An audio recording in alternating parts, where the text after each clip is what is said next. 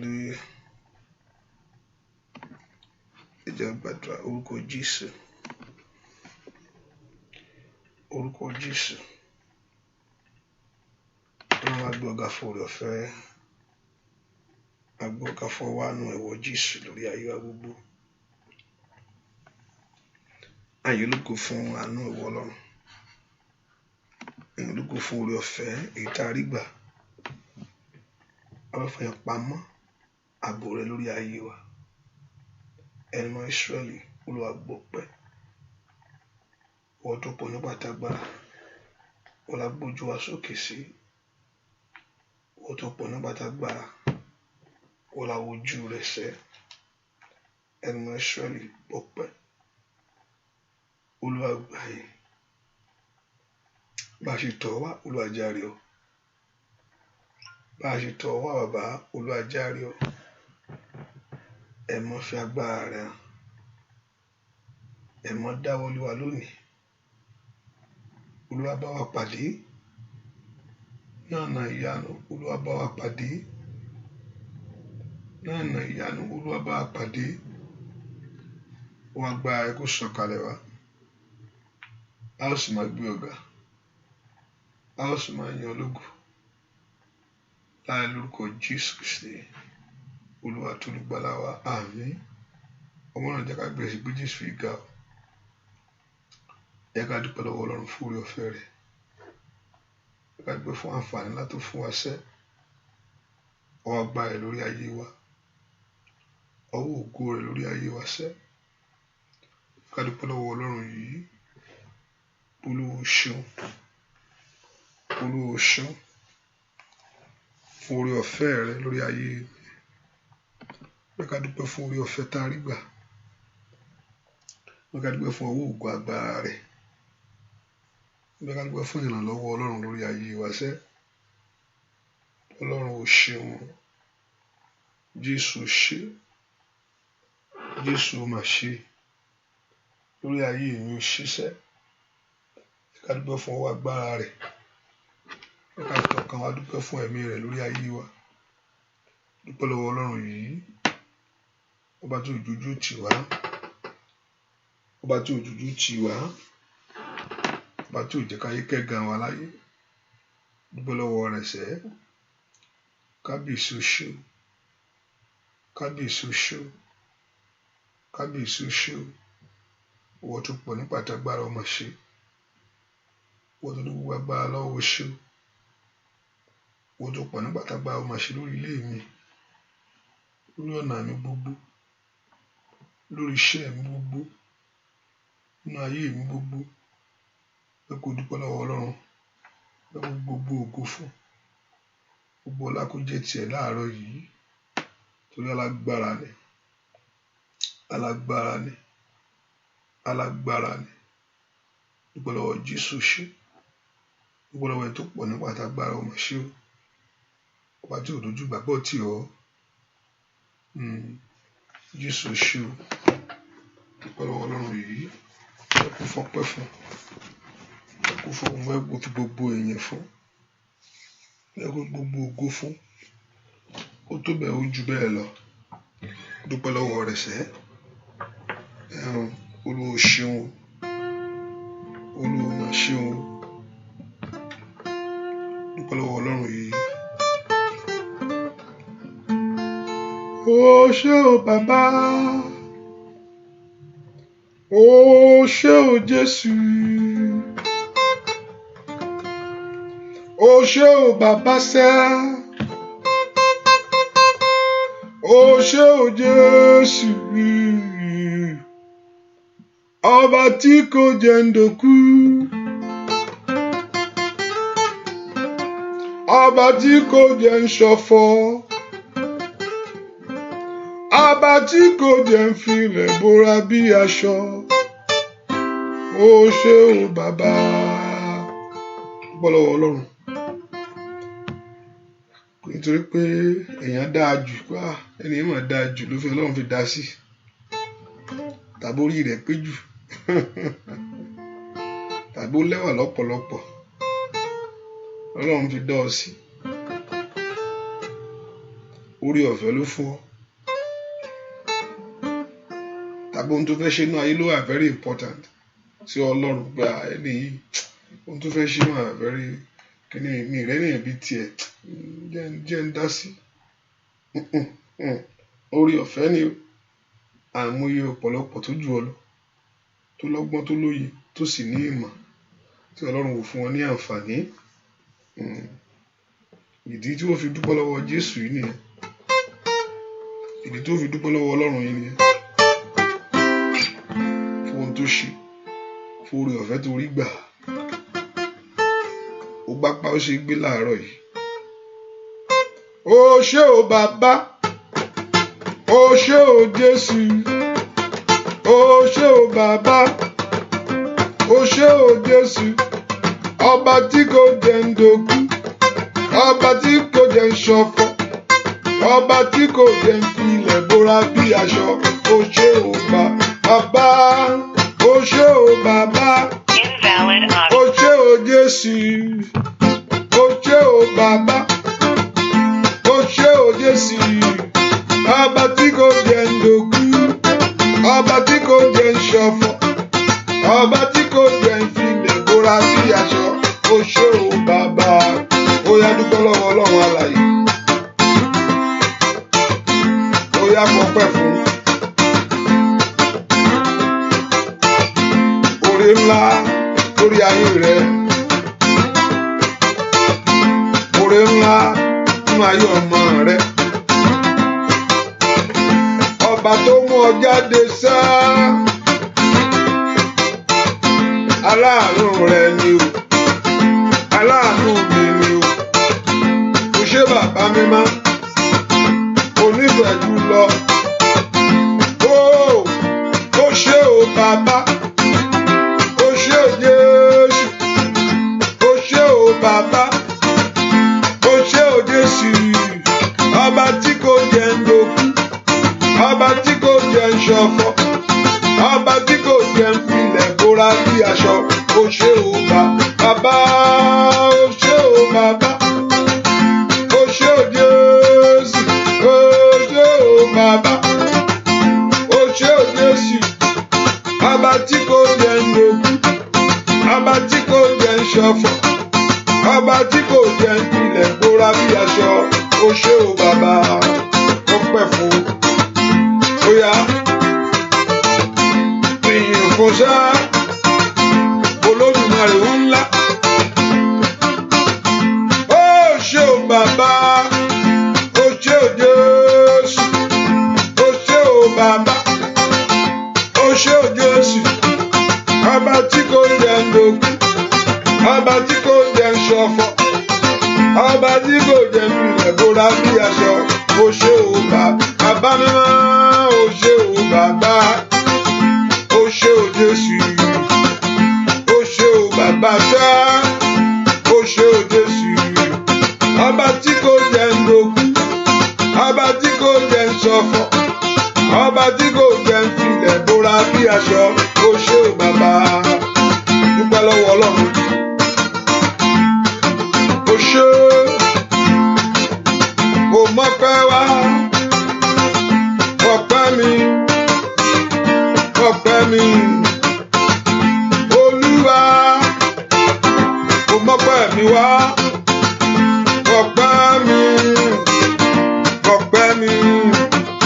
Olúwa o mo mọ́pẹ́ wá ọpẹ́ mi Olúwa mo mọ́pẹ́ mi wá sá ọpẹ́ mi Olúwa lórí ayé mi lórí ọmọ rẹ lórí ọkọ rẹ ṣẹ lórí aya rẹ ó yá mo mọ́pẹ́ wá ọpẹ́ mi Olúwa mo mọ́pẹ́ mi wá ọpẹ́ mi Olúwa ó yá mo mọ́pẹ́ wá ọpẹ́ mi ọpẹ́ mi. Olúwa àmọ́ ọpẹ́ wa wá. Ọpẹ́ wa. Ọpẹ́ wa. Olúwa àmọ́ ọpẹ́ wa sẹ́. Ọpẹ́ wa. Ọpẹ́ wa Olúwa. Ó mọ̀pẹ́ mi wá. Ọpẹ́ mi. Ọpẹ́ mi. Óyá óyá óyá óyá mo mọ̀pẹ́ wá. Ọpẹ́ mi bàbá. Ọpẹ́ mi. Olúwa. Ó mọ̀pẹ́ mi wá. Ọpẹ́ mi. Ọpẹ́ mi. Olúwa. Dúpẹ́ lọ́wọ́ Ọlọ́run. Ẹ ṣé Olúwa, ẹ ṣeun o. Ẹ ṣé Olúwa, ẹ ṣeun o. Ẹ ṣé lórí ayé mi. Ẹ ṣé Olúwa, ẹ ṣeun o. Mo dúpẹ́. Ẹ ṣé Olúwa, ẹ ṣeun o. Ẹ ṣé dúpẹ́ lọ́wọ́ Ọlọ́run. Ẹ ṣé bàbá Olúwa, ẹ ṣeun o. Ẹ ṣé Olúwa, ẹ ṣeun o. Ẹ ṣé dúpẹ́ lọ́wọ́ Ọlọ́run aláìsà. Ẹ ṣé kábíyèsí Olúwa, ẹ ṣeun o. Bàbá ẹ ṣé Olúwa, ẹ ṣeun o. Ẹ ṣé. Ó bá dúpẹ́ lọ́wọ́ Ọlọ́run tó pọ̀ nípa ti agbára yìí. Ọba tí ò fi ọ́ sílẹ̀ rí. Ọba tí òjòjú tì ọ́. Mo ní ọ̀tá ó fẹ́ kó burú jù bẹ́ẹ̀ yẹn lọ. Ọlọ́run ní ó fa ìgbà wọn. Tó bá ní kò sí, òòrùn dáadáa ni. Tó bá ní kò ṣe fún ọ, òòrùn dáadáa ni. Ronú jinlẹ̀ dáadáa kó wò ó. Ó kú ṣe. Òṣèré mélèé gbàgbé rẹ o. Òṣèré mélèé gbàgbé. Òṣèré mélèé gbàgbé rẹ o. Òṣèré mélèé gbàgbé. Bàbá mélèé gbàgbé o. Èrè Jésù òṣèré mélèé gbàgbé. Ọlọ́run fẹ́ kó ká jẹ́ tó mórí o. Ọlọ́run gan fẹ́ kí èèyàn kó mórí gbogbo ọ̀nà níwájú rẹ̀ sẹ́. Òṣèré mélèé gbàgbé rẹ o. Òṣèré mélèé gbàgbé. Òṣèré mélèé gbàgbé rẹ o. Òṣèré mélèé gbàgbé. Mélèé gbàgbé o. Èrè Jésù òṣèré mélèé gbàgbé. Óyá mélèé gbàgbé o. Èrè Jésù òṣèré mélèé gbàgbé. Óyá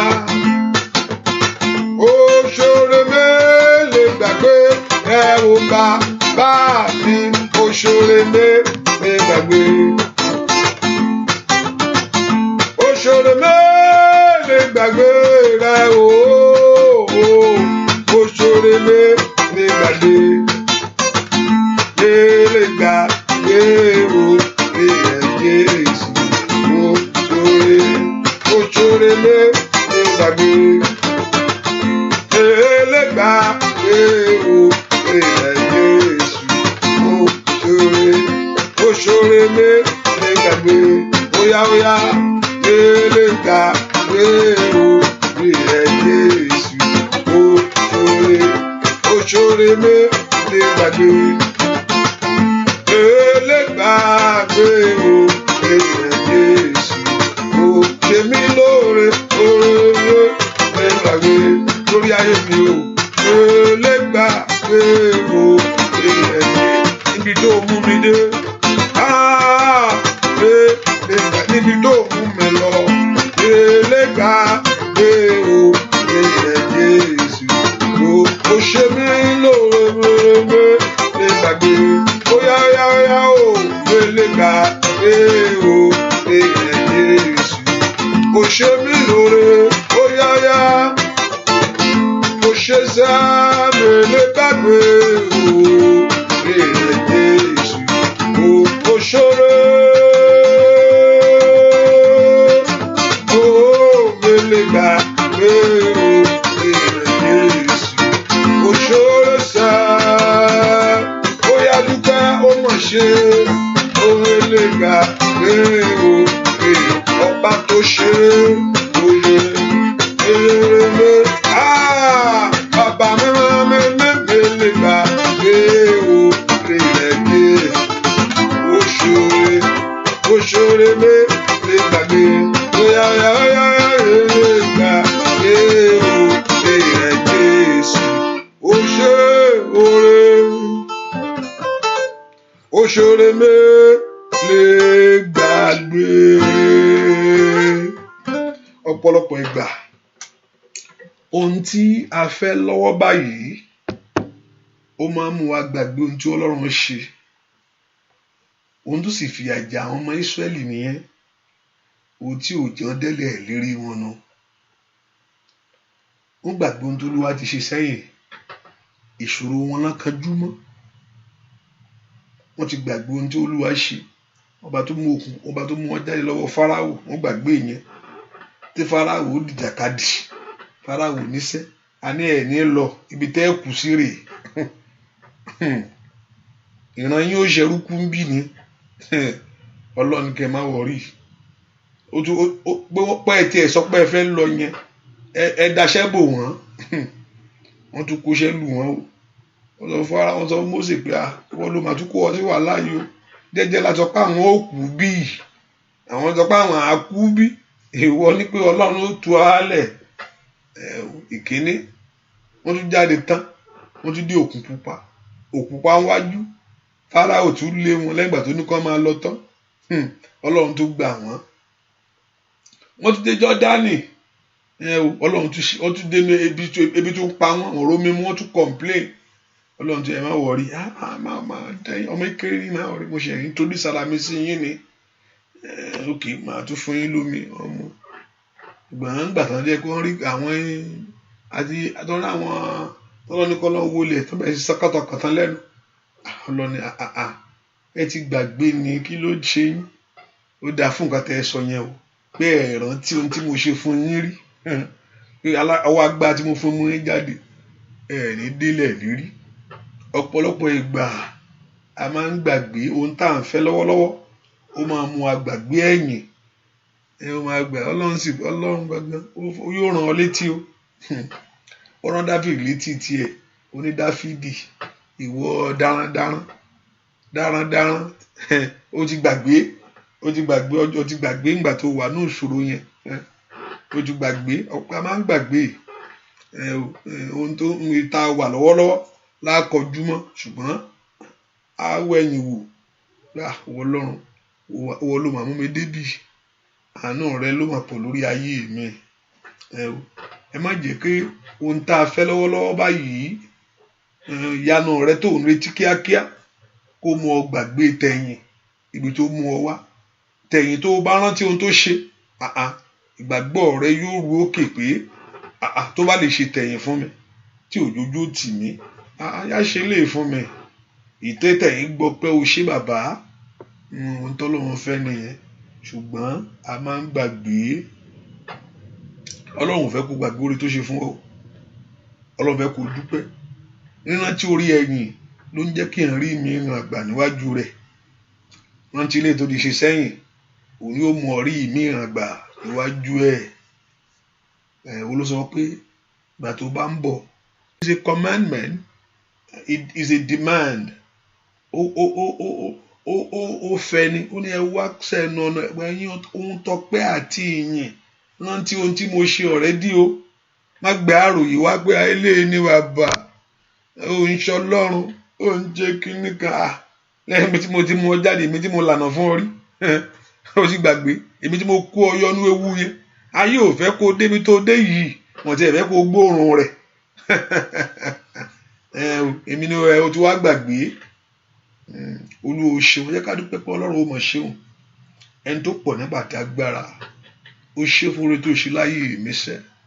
Mi ò lè gbàgbé oore o, oore ìpamọ́, ìdásí ńkọ́, ṣùgbọ́n nítorí ẹ̀mí rẹ wà lóronú pé o fẹ́ ṣàṣeyọrí. Ọlọ́run ni ọ̀tá ohun tó ta fẹ́ ṣe nìyẹn, pé ẹja mú kúrò, yóò bá ṣe ẹja mú kúrò lójú ọ̀nà. Ọlọ́run tí ò fẹ́ kán mú ọ kúrò, pa àníṣe ẹ̀ ní mú kúrò, ẹ̀ ní mú kúrò. Ìpinnu ohun tó kọ́ fẹ́ ṣe fún Jósẹ́fù nìyẹn, ẹ jẹ́ ká pa. Ìkíní ohun tó ọ̀tá fẹ́ ṣe ní ayé èèyàn ní kó pọ̀lú ẹ̀ dànù, kí ló kù? Ṣé bẹ́ẹ̀ tó wà láyé ní ronú pé òun fẹ́ lọ́kọ, ẹni tó wà láyé ló ronú pé òun fẹ́ bímọ. Ọlọ́run àwọn tí o ẹ̀ lè rí pa, àbò dájú, agbára olóní, ibi tó sùn sí ló ti bára rẹ̀. Ai, bàbá o mà ṣe o, ìpẹ́ lọ́wọ́ Jésù pé o ṣe sẹ́. Ọlọ́run mi o mà ṣe, aláàánú mi o ṣe o, aláàánú mi o mà ṣe, onífẹ̀ẹ́ jùlọ mi o mà ṣe. O ṣe bàbá fún oore tó ń ṣe fún mi. Mo ronú jinlẹ̀, mo wo ẹ̀yìn wò, mo dúpẹ́ oore bàbá. Mo ronú jinlẹ̀, mo wo ẹ̀yìn wò, mo rẹ́ fún ohun tó ṣe nínú ayé mi. Oore ẹni tí ń dúpẹ́ ní rí mìíràn gbà, ẹni tó bá mọ oore àná ní rí mìíràn gbà níwájú Olúwa. Olúwa mà ṣeun. Gbọ́ àdúrà lórúkọ Jésù Kristi. Olúwa wa sọ fún Jésù lọ́wọ́lọ́wọ́, Olúwa dárí gbogbo àṣírí, gbogbo jì, gbogbo ẹ̀ṣẹ̀ mi gbogbo, Olúwa dáríjì. Bẹ̀bẹ̀ lọ́wọ́lọ́wọ́ láàárọ̀ yìí, gbogbo ẹ̀ṣẹ̀ mi gbogbo, Olúwa dáríjì. Gbogbo ẹ̀ṣẹ̀ mi gbogbo, Olúwa dáríjì. Gbogbo àríkọjá mi gbogbo, Olúwa dáríjì. Sọ fún Ọlọ́run kó dárí gbogbo ẹ̀ṣẹ̀ rẹ jì ọ́. Olúwa dárí àṣírí mi jì mí. Olúwa dárí ẹ̀ṣẹ̀ mi jì mí. Ẹ̀jẹ̀ rẹ kó wẹ̀ mí, ẹ̀jẹ̀ rẹ kó tú mi ṣe, ẹ̀jẹ̀ rẹ kó sọ mí dọ̀tun, ẹ̀jẹ̀ rẹ kó ra ayé mi padà. Orúkọ Jésù dára mi tó wà sẹ́. Kí Ọlọ́run kó dárí gbogbo àṣírí jì, gbogbo ẹ̀ṣẹ̀ gbogbo níwájú Olúwa, gbogbo ẹ̀ṣẹ̀ gbogbo níwájú Olúwa, gbogbo ẹ̀ṣẹ̀ gbogbo, àìtẹríba fún ọ̀rọ̀ rẹ̀, àìtẹ̀lé àṣẹ rẹ̀, àìfẹ́ tó. Ò fẹ́ kó sọ fún Ọlọ́run kó dárí gbogbo ẹ̀ṣẹ̀ rẹ jì ọ́. Olúwa dárí àṣírí mi jì mí. Olúwa dárí ẹ̀ṣẹ̀ mi jì mí. Ayé mi ìjórè àánú rẹ gbà. Olúwa dáríjì mí sẹ́. Pé fún ìdáríjì ẹ̀ṣẹ̀ lọ́wọ́ Ọlọ́run. Olúwa dáríjì. Olúwa dáríjì. Jẹ́ kí àánú kó ṣògo fún mi. Sọ fún Ọlọ́run láàárọ̀ yìí. Olúwa jẹ́ kí àánú kó ṣògo lórí ayé mi. Àánú kó ṣògo lórí ọ̀nà mi gbogbo. Sọ fún Ọlọ́run kí àánú kó ṣògo. Olúwa jẹ́ kí àánú rẹ kó ṣògo. Kó má ṣe ro ti ẹ̀ṣẹ̀ rẹ. Má ro ti ẹ̀ṣẹ̀ mi sẹ́. Olúwa jẹ́ kí àánú ńlá rẹ kó ṣògo lórí ìrìn àjò ayé mi. Olúwa ṣàánú fún mi. Olóhùn ó ṣàánú fún ẹni tí ó ṣàánú fún o. Ó wá kó ẹni tí ó mú. Orúkọ Jésù kó ṣàánú yẹn rán àánú ńlá rẹ gbà. Ọlọ́run mo bèrè fún àánú rẹ lónìí. Olúwa mo bèrè fún àánú rẹ lónìí láti gbé ayé mi wò. Olúwa mo bèrè fún àánú rẹ lónìí láti mú ohun tuntun sínú ayé mi. Yẹn rán àánú ńlá gbà. Orúkọ Jésù, ọwọ́ àánú agbára kó wọnú ayé mi wá.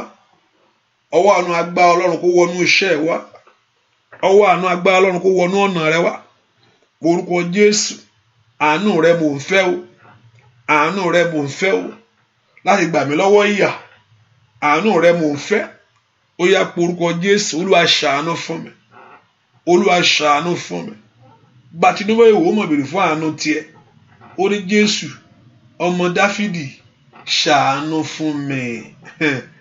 Ó ní Jésù ọmọ Dáfídì ṣàánú fún mi.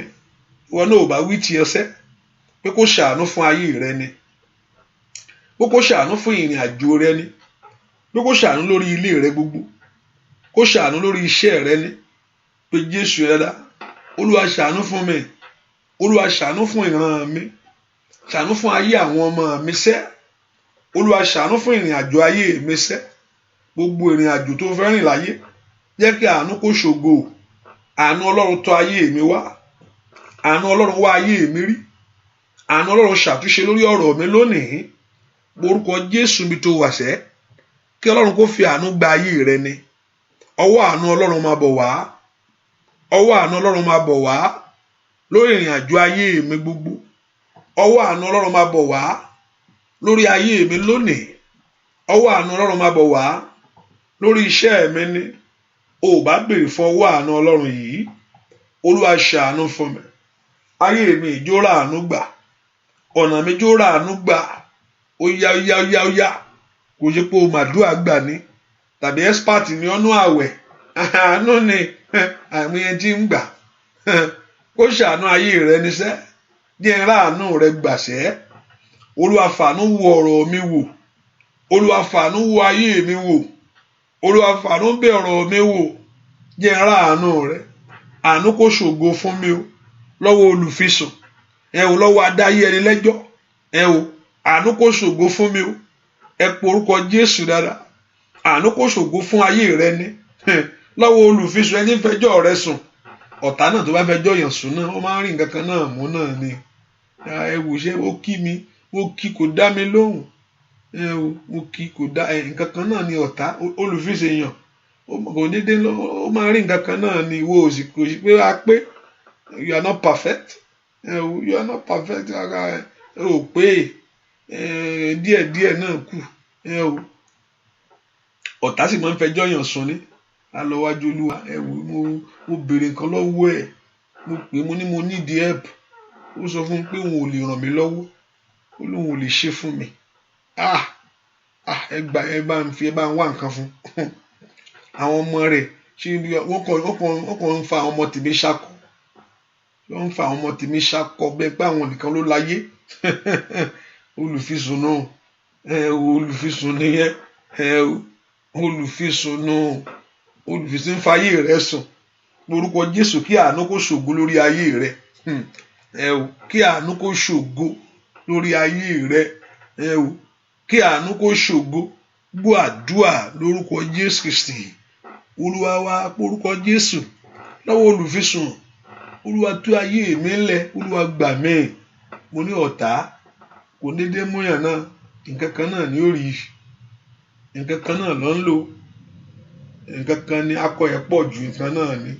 Yóò máa gapá, yóò máa gapá, o sì gapá. Ẹsẹ̀ ló ń gà. Bẹ́ẹ̀ ni. Nǹkan kan ni wọ́n mú wá fún yàn láti mú yàn. Nǹkan kan ni kò rán anybody lọ́wọ́. Onìkan ní rò pé onìkan ló wà ń bẹ́ẹ̀. Akọ ẹ̀ pọ̀ jù, ó ti máa ń sọ̀rọ̀ jù, ó bú mi. Mo béèrè nǹkan lọ́wọ́ ẹ̀, mo ní kó ràn mí lọ́wọ́, lòun ò lè ṣe. Wọ́n gan Olúwa là ń bẹ̀ lọ́dún ló wà. Bẹ́ẹ̀ ni. Wọ́n gan ìwọ́nà lọ́wọ́ olùfisùn yẹn. Mo ní kó ran àwọn ọmọ mi náà lọ́wọ́ síbi tó wà yẹn. Wọ́n nílùú òyìnbó lòun wá kọ́kọ́ àwọn ọmọ tèmi náà wá. Olúwa ó ti òun ò mọ bó ṣe ṣe. Òun gangan ṣe wá ọlọ́wọ́ olùfisùn. Olúwa gba ayé mi. Wọ́n tó ń fẹjọ́ mi sùn sẹ́. Olúwa gbà mí. Bí i pé olùfisùn ó ń lọ síwájú Olúwa ní gbogbo ìgbà. Olùfisùn ó ń lọ. Thank God for the advocate, which is Jesus Christ himself, pleading your case, pleading your cause before God. Lágbẹjọ́rò rẹ olùfisùn náà sọ pé ẹ tún wò ó ṣẹ́, ẹ wò ó ṣẹ́. Ọlọ́run má gbà o, rántí ẹ̀jẹ̀ rẹ lórí mi fún ẹni yìí o. Má bá ń pa olùfẹ́ ẹni, jẹ́ kó olùfisùn dákẹ́ o. Ó ń lọ every day and once kò dákẹ́ is going day and night. day and night, going one thing the other, one thing ló ń fẹjọ́ rẹ sùn pé àníṣe ọlọ́run wa ó ti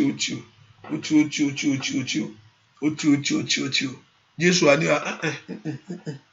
mo san gbèsè yẹn, mo san gbèsè ìbínú yẹn, mo san lọ́wọ́ olùfisùn.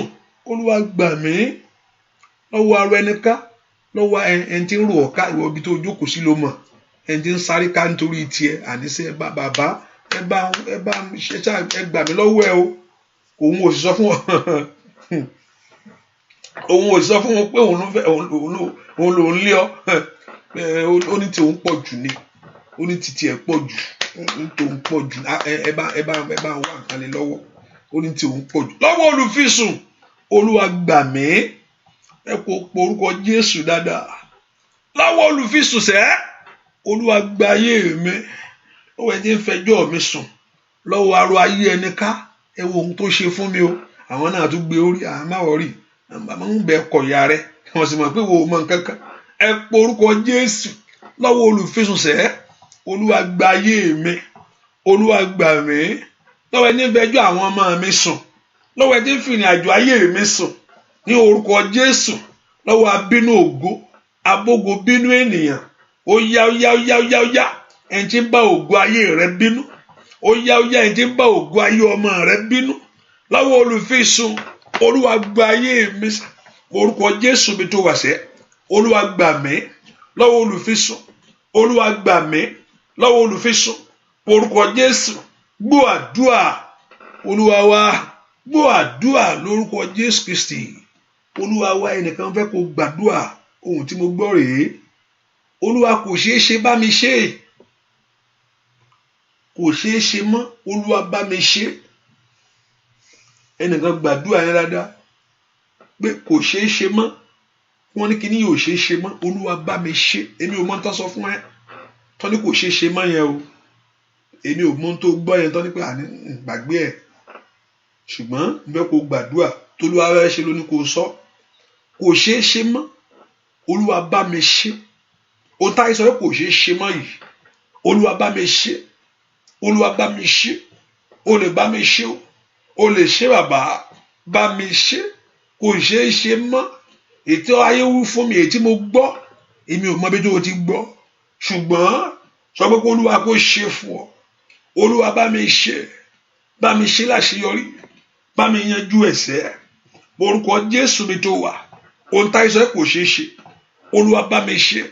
Ohun táyé sọ pé ó ti parí yẹn o, Olúwa bẹ̀rẹ̀ rẹ̀. Ó yá. Ohun táyé sọ pé ó ti tánú ayé mi, ó yá pèsè ní yanturu. Orúkọ Jésù mi tó wà sẹ́, kò ṣeé ṣe mọ́, Olúwa bá mi ṣe. Agbára jíǹde ṣe tèmi fún mi. Ní orúkọ Jésù, agbára tí ń bẹnu ẹ̀jẹ̀ Jésù ṣe tèmi fún mi. Ó yá fún mi ní àṣeyọrí mi sẹ́. Ó yá níbo ló wà? Orúkọ Jésù yẹn bí tó wà sẹ́. Ó yá sọ fún Ọlọ́run alààyè kó bẹ́ẹ̀ ṣe. Ó yá ohun táyé sọ pé kò ṣeé ṣe. Ohun táyé sọ pé ó ti parí pátá. Ohun táyé sọ pé kò ní ìyànjú mọ́. Ó yá Olúwa ṣe fún mi lónìí. Olúwa bá mi ṣe tèmi. Ní orúkọ Jésù, àní pé orúkọ Jésù ọ̀la, kó Olúwa kó ṣe tiẹ̀ fún ọ. Kó lànà àbáyọrí fún ọ. Ní orúkọ Jésù, kó lànà àṣeyọrí rẹ. Ní orúkọ Jésù, kó gbóore lé ọ lọ́wọ́. Ó yá bá mi ṣe. Ohun táyé sọ pé ò ṣeé ṣe. Gbọ́ àdúà lórúkọ Jésù Kristi.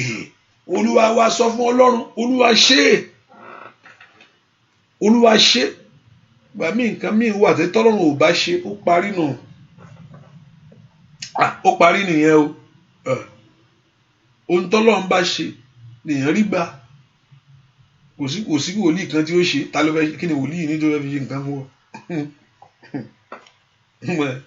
Bẹ́ẹ̀ ni ohun tọ́lọ́run ò bá ti ṣe, ó ti parí nù. Ṣùgbọ́n ohun tọ́lọ́run bá sọ pé òun ó tún ṣe. Wọ́n ní Lásárù ó mọ̀ ọ́rùn. Ó ní ẹ fílẹ̀. Ó ní bá ṣàti gbàgbọ́ ẹ rí ògo Ọlọ́run. Òórùn rẹ mọ̀ ti gbalé kan. Kí ni mọ̀ tí ó ti ń jà. Bẹ́ẹ̀ ni ó ní ẹ bá ti gbàgbọ́ ó lóhun gbogbo ní ṣe, torí pé Ọlọ́run fẹ́ ṣe ni. Lásárù ò bá kú gbé, yóò kú gbé, yóò kú teyín. Ṣùgbọ́n Ọlọ́run alààyè ó tọ̀ lọ àníṣe Lázárù kò tí ì tán àní jáde wá. Arábìnrin yẹn gbà tó bá pò tiẹ̀ ti wà ń bí látijọ́ yẹn kò bá mọ́ ti mọ́ kú. Ó ní èmi ní àjíǹde àti ìyè. Ìwọ sọ pé Jésù ń ṣe Ọlọ́run ń tanra rẹ ni. Ó ní èmi ní àjíǹde, kò sọ pé Ọlọ́run, kò sọ pé Ọlọ́run ọ̀run o, kò sọ pé òun, ó ní òun gangan ní àjíǹde àti ìyè. Ó ní ẹni tí ó bá gba òun, kò sọ kò náwó sí Ọlọ́run o. Ó ní ẹni tí ó bá gba òun gbọ́, point everything to himself. Pé bí ó tilẹ̀ kú, níbẹ̀ ni ẹ kú. Ó ní ya ayé. Kí ni èèyàn tó ń fẹ́? Kí ni ń gbéyàn ṣánlẹ̀ láyé? Ta ni kú ò gbé ṣánlẹ̀? Ẹni tí kú Ádámù ní Ádámù, the same thing with Adam, Jesus and Adam, they are the same person. Níjọ́ tí kú gbé Ádámù mọ́lẹ̀, ṣé ó dìde? Ó gbé mọ́lẹ̀ yányányá. Ta ni kú gbé mọ́lẹ̀ tó lè dìde? Ta lẹni náà ní rí? Ta ni ikú sán mọ́lẹ̀ tó tún gbéra sọ? Àfi àjíǹde àti ààyè fún ara rẹ̀. Ikú gbé ṣánlẹ̀ ó dìde. Àníṣe ó ní kọ́kọ́rọ́, ó ní ikú ìsà òkú oró rẹ̀ dà. Ó gbé mi ní ìṣẹ́gun. Ó gbé mi. Ohun tó ń gbéyàn mọ́lẹ̀ nù. Ó bá ti dé ó tán nù. Ẹ ká pe orúkọ Jésù. Ohun tó dáa tó parí o. Ohun tá a sọ kò ṣeé ṣe inú ayé mi sẹ́. Olúwa bá ń ṣe. Ohun tó sọ pé ó ti parí lórí ayé mi. Olúwa bá ń ṣe. Kò ṣeé ṣe mọ́. Olúwa ṣe. Ó ti tán. Olúwa bẹ̀rẹ̀. Ayé sọ pé ohun tó sọ pé mi ò lè rí bá ń wárí. Kò ṣeé ṣe. Olúwa bá ń ṣe. Kò ṣeé ṣe. Olúwa bá ń ṣe. Orúkọ Jésù dáadáa bí tó wà sẹ́. Pé kò ṣeé ṣe. Bí táyì sọ pé ó ti parí párátá. Bí táyì sọ pé àwọn ti dí ọ̀nà yẹn. Ohun tó pé ànígbàgbé ẹ̀ kò ṣeé ṣe mọ́. Olúwa ṣe tèmi fún mi lónìí. Olúwa bá mi ṣe. Olúwa bá mi ṣe. Alágbára ni ọ́. Orúkọ Jésù. Ó yá ó yá ó yá ó yá. Orúkọ Jésù dáadáa. Ó yá ó yá sọ pé bẹ́ẹ̀ ṣe. Kó bẹ́ẹ̀ ṣe sẹ́. Kó bẹ́ẹ̀ ṣe. Gbọ́ àdúrà lórúkọ Jésù Kristi. Olúwa wa agbára Ọlọ́run pọ̀. Agbára Ọlọ́run pọ̀ o. Ó lànà sórí òkun. Ó wó di Jẹ́ríkò. Tó bá lè ṣe yẹn, yóò ṣe tiẹ̀. Tó bá lè ṣe, yóò ṣe tiẹ̀. Agbára Ọlọ́run pọ̀ o. Agbára Ọlọ́run pọ̀. Ó lànà forí òkun. Ó wó di Jẹ́ríkò. Agbára Ọlọ́run pọ̀. Agbára Ọlọ́run pọ̀. Ó lànà sórí òkun. Ó wó di Jẹ́ríkò. Agbára Ọlọ́run pọ̀. Agbára Ọlọ́run pọ̀. Ó lànà sórí òkun. Ó wó di Jẹ́ríkò. Agbára Ọlọ́run jẹ́wọ́ agbára rẹ̀. Agbára Ọlọ́run pọ̀ o. Ó lànà sórí òkun. Tó bá lè ṣe yẹn yóò ṣe tiẹ̀. Yóò ṣe tọmọ rẹ. Tó bá lè ṣe tí ẹ ò ṣòro. Ohun tá ìsọpọ̀ ti parí. Ohun tá ìsọpọ̀ ti tẹ́kù. Ohun tá ìsọpọ̀ gbàgbé rẹ̀. Agbára ń bẹ lọ́wọ́ rẹ̀ sẹ́. Ó yá lórúkọ Jésù. Lórí ayé rẹ o. Ó lè ṣe. Ó lè ṣe. Agbára Ọlọ́run pọ̀. Agbára Ọlọ́run pọ̀. Ó lànà sórí òkun. Owó tó yára.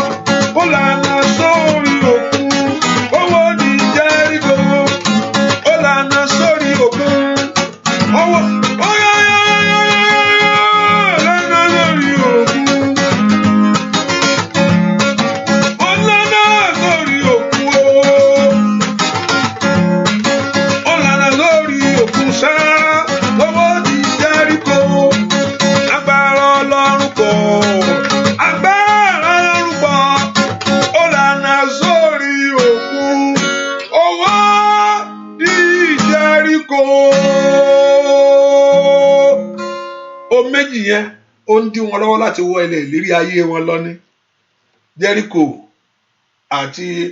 àti òkun kò jẹ́ wọn kọjá sí òdì kejì. Ẹ pe orúkọ Jésù. Ohun tí ò fẹ́ kí n kọjá, ohun tí ò fẹ́ kí n lọ tí ayé gbé dí ọ̀nà mi, ohun tí ò fẹ́ kí n kọjá, ohun tí ayé gbé dí ọ̀nà ayé àwọn ọmọ rẹ, ohun tí ayé gbé dí ọ̀nà ìrìn àjò rẹ sẹ́, èyí tí ò fẹ́ kó kọjá, Olúwa bì wó lónìí. Jẹ́ríkò dúró síwájú àwọn ọmọ Ísírẹ́lì, kò fẹ́ ká kọjá, ó fẹ́ ká kú bẹ̀. Fáráò lé wọn, ó fẹ́ ká kú bẹ̀ ni, ó fẹ́ kọ́ kú sínú ìṣòro yẹn ni, ṣùgbọ́n Ọlọ́run lànà jáde. Jẹ́ríkò dúró, kò fẹ́ ká kọjá, ṣùgbọ́n Ọlọ́run bì wó. Ẹ pe orúkọ Jésù. Mo ní kí ló dó sí ọ̀nà àṣeyọrí rẹ? Kí ló ń tó dó sí ọ̀nà àṣeyọrí rẹ sẹ́? Kí ni ayé gbé dí ọ̀nà ògo rẹ? Ó yá lónìí, Olúwa bì wó. Ai Màsáìdà, orúkọ Jésù dáadáa. Ó yá orúkọ Jésù yẹn. Ohun tí ayé gbé dí ọ̀nà àṣeyọrí mi, ohun tí ayé gbé dí ní ọ̀nà ògo mi, ohun tó dó síwájú ilẹ̀ lérí mi sẹ́, ohun tí ò fẹ́ kí ìlérí ṣẹ, ohun tí ò fẹ́ kí ọ̀rọ̀ Ọlọ́run kó wá sí ìmúṣẹ lórí mi. Ó yá. Ohun tá ìsọ pé ó ti parí o, pé wọ́n ló ti parí pátá, gbàgbé ẹ̀ pé kò gbàgbé ẹ̀ṣẹ̀. Ó yá Olúwa bẹ̀rẹ̀ rẹ̀. Ó yá Olúwa bẹ̀rẹ̀ rẹ̀. Ohun tá ìsọ pé ó ti tán fún ìrìn àjò ayé mi, Olúwa bẹ̀rẹ̀ rẹ̀. Gbọ́ àdúà lórúkọ Jésù Kristi Olúwa wa. Listen, you are not the one that will determine the pace. No, it's God. There are certain things that you're going to do in life to set you up for great things. Ṣùgbọ́n Ọlọ́run ní tó bá ti pinnu ọkàn rẹ̀ pé òun ó ràn ọ́ lọ́wọ́. Kò sẹ́ni tó lè dá dúró. Kọ́lọ́run kó pinnu pé òun ó ṣe fún ọ ni. Ìgbà míì tọ́lọ́run bá pinnu láti ràn yẹn ni, tó bá pinnu láti ràn yẹn lọ́wọ́, is beyond you.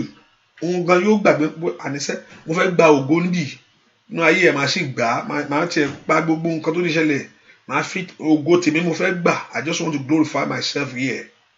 He will take your case to his own case and look beyond you, hallelujah, and look into himself alone.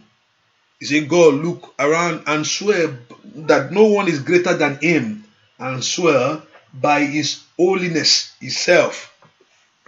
That you look at it, that no, God is no one greater than him. So when they come to a point in life, Ọlọ́run á go beyond you. Ìwọ èèyàn gangan fún ara ẹ̀. Àdìsẹ́ wọ́n ti èmi fẹ́ gba ògo níbi eléyìí ni.